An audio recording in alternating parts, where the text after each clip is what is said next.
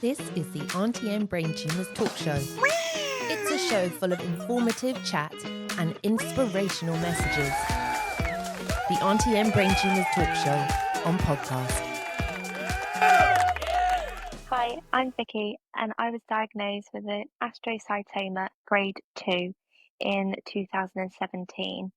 I was newly married, was just on the cusp of buying our first house, and then I started to suffer with really severe migraines. So I've suffered with headaches for as long as I can remember, when I was even really a small child. Um, and then it got to a stage where I literally just couldn't physically see clearly. The only way I can describe it was very pixelated vision. So think of like old school television. So I decided at that point I would go to the eye infirmary to see if there was something going on. Went there, had some general eye tests. And from that, they found that I had completely 20/20 vision. There was nothing wrong with me. Went on, I think possibly maybe a couple of days, maybe even a week.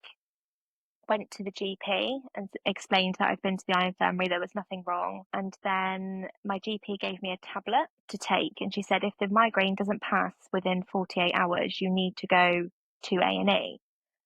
My mum was currently in Mexico and she was flying back this evening.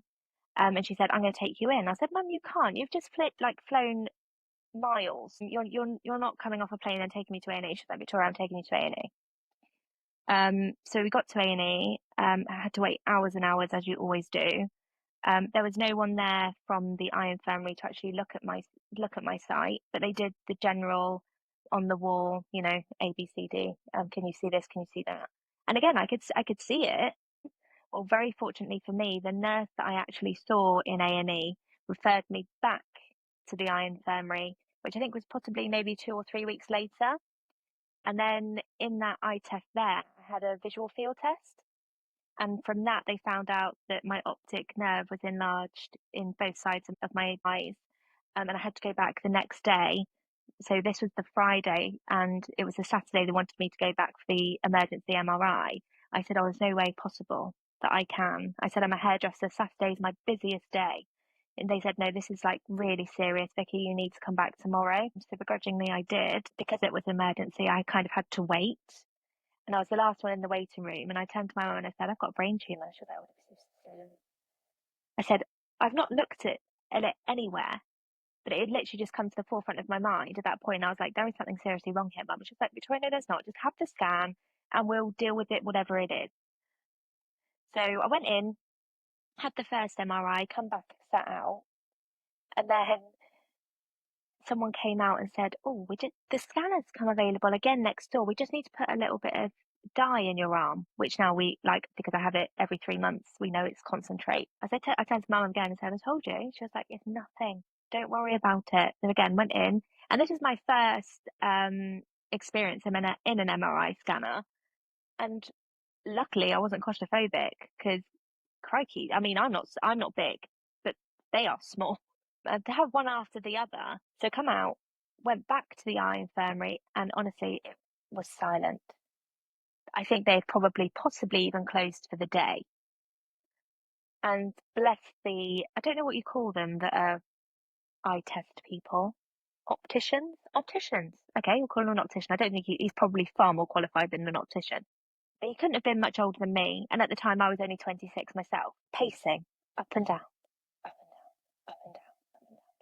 So I literally just come out of it and I said, are you going to tell me what's wrong with me? He said, I'm just waiting to hear back from somebody and then I'll call you in.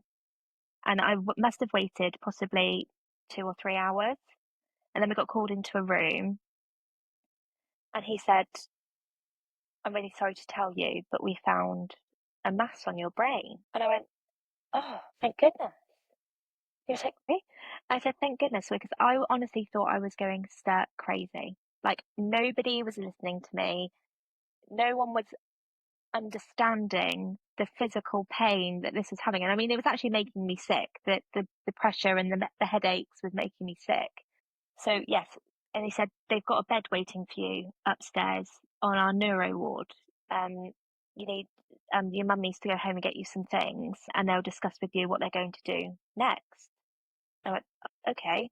So I went up to the neuro ward, which was then Moorgate, at the time, and met with my surgeon, Titus. We had an instant connection because he drank black coffee, and I thought, oh, okay, me and this guy, we're going to go on. And he said, "Would you like to see it?" I said, "Pardon?" He was like, "Do you want to see it?" I was like, "See what?" And he was like, "Your scan." Um, and I was like, "Yeah, okay." So just paint a picture. We're in a boardroom, literally around a table, and there's a big screen on the wall. And he said, "This is your head." And I was like, "Yeah." And he was like, "That white blob." And at this point, I was looking at a white blob that I had nothing. I didn't know what that was. I thought, oh, maybe that could have just been where I moved. Or he was like, "Yeah, that's a tumor." And then my thought process changed like that, from a mass to a tumor. That that's quite a difference in my mind at the age of 26. I think when everyone says tumor, you automatically think cancer. And then when you think mass, you think, oh, maybe it's just a fatty lump of. I said, right, okay. And he was doing the measurements and he was like, I think this is the biggest tumor I've ever seen. I was like, really? He was like, yeah, from this scan alone, it's coming up as 6 by 7 centimeters, um, which is huge. It was literally a quarter of my brain. And then it was surgery. That was the only option for me at this point, was surgery. You need to try and get as much out as we physically can, knowing that actually we probably wouldn't be able to get all because it was attached to my optic nerves and everything else. So for my first operation, which I think was 10 hours, I was asleep for, but I did have to wait for a week for that. So I was in hospital and started steroids because they needed to bring the pressure or the inflammation down before they could do that. Yes, then I had my first op. And again, I recovered really quickly. So I was in recovery and I opened my eyes and I thought, oh, that pain is gone. And I mean, I'd looked like I'd been in a fight with Mike Tyson. My eye was out here. It was huge, a black. I could hardly open it. But that pressure and that sickness feeling literally in an instant had just gone. So I think I was in hospital then for maybe 2 weeks. I had 6 weeks off work. Phil, who is my tumour, by the way, and of course I also haven't mentioned him either. I called my tumour Phil. So literally at the scan when Titus showed me the scan photo, he's like, "What do you think?" I was like, "I think I'm going to call him Phil." And his very words are, "You're crazy." But he Titus will now even refer to my brain tumour as Phil. I went and stayed at my mum and dad's because my husband obviously had to work because we had a house to run and everything else. So my mum stopped working and cared for me at home. And I kept remembering saying to her, "Mum, I can really smell this smell." She was like, "What is it?" I was like, "It smells of it smells of rotten." That's all I can like in picture is rotten.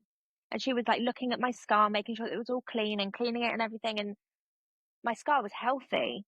And it was typically the first night that I went home to spend time in my home with my husband. I woke up in the middle of the night, and it was just green pouring out of my scar. So he had rushed me to A&E to find out then I had the infection, which was scary because it was, "You've got an infection, we need to get you in surgery now." Titus, God love him, had gone on holiday, so I couldn't even give him stick for it. But I had his two side guys that helped me out, and and because of an infection, you can't then put the bone to my skull. Then they couldn't put that back in; they had to take it away. So I walked around for, I think it was a good year without anything there. I mean, thankfully for me, I've got so much hair that you didn't know. My head didn't dip in or anything. But all in all, I think I had 6 weeks off work and then I went back full time. And then 18 months after that, Titus calls me. He's like, "Vicky, you need to come in tomorrow." I'm like, "Oh my gosh, okay." So then you're having to rearrange your whole entire client list. And again, this was my very first awake craniotomy. But do you know what? I was cool as a cucumber about it. Like I had every faith in this man that everything was going to be okay. And even to the point, the what's the guy that gives you the anaesthetist? Right, the anaesthetist said to me, um, do you realise your obs? Like, are you okay? I was like, yeah, I'm fine. Why? And he was like, your pulse isn't even raised. He was like, you're in a head cage and you are cool as a cucumber. And I was like, yeah, like, why not? Like, then what's the point in stressing about something you can't stress about? It is what it is. Oh, and that is my logo. It is what it is. I should literally walk around with it on a t-shirt, because I do live life like that. During that surgery, I had a speech and language therapist with me, um, Rupert, and he was so lovely. And he brought in an iPad, and he would show me pictures of, like, say for example, a dog, and then I would need to say where the dog would live. Would he live outside or would he live inside? And I said, well, technically he could live in both. And he went, okay, she's fine. Next one. Again, my husband coming from a farming background, they have dogs in kennels. It was quite normal. And to be honest with you, I can remember every conversation from that first awake brain surgery. And I did have really funny, in-depth conversations with Titus, with Rupert, with the anaesthetist and everyone around me. Titus said that he couldn't take any more. There was residual left, but again, we'll just find out in another scan in 3 months' time and see where we go from there. I had the operation on the Monday and I went back to work the following Monday. So I literally stayed in for one night in the hospital, and Titus come in at 6 a.m. in the morning, check I was all okay, and then left the hospital. And again, I don't need any meds to go home with. So then went back to work. Aubrey, who is my daughter, who is now nearly 4, she was 12 weeks old.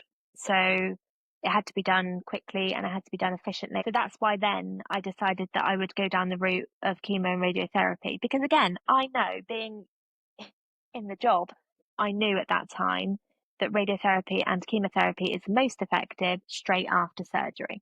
The radiotherapy, which everyone told me would be the hardest part, was actually, I found, the easiest until 2 days after I had finished radiotherapy. I come down with 3 very large seizures. I'm now on tablets forever. So everything looks stable, which is brilliant. And actually, we've had some shrinking as well, which is more than I could ask for. And it has really shrunk, and it's hard to see it if you don't know what you're looking at. Because where Phil was, it was a big black hole now that originally was white, which was obviously full of Phil. It sounds so bizarre. Whereas now, like, Phil is more ingrained and he's grey, which is pushing into my brain. And obviously that's why I needed to have the radiotherapy and chemotherapy, because the operation wasn't viable anymore. I do live by this rule that I will be cured one day, because I'd like to think that I will be. So if I have that belief, then I would love to think my daughter, when she's a little bit older and can understand, that she will also have that belief too. But yeah, just don't read what you don't want to read, even if it looks enticing. And there are lots of positive stories out there, because look, you get one life, you get what you're given. This is the card that I've been dealt, and I'll deal with it, and I will fight it till the very last of me. This is the Aunty M Brain Tumours talk show. It's a show full of informative chat and inspirational messages. The Aunty M Brain Tumours talk show on podcast.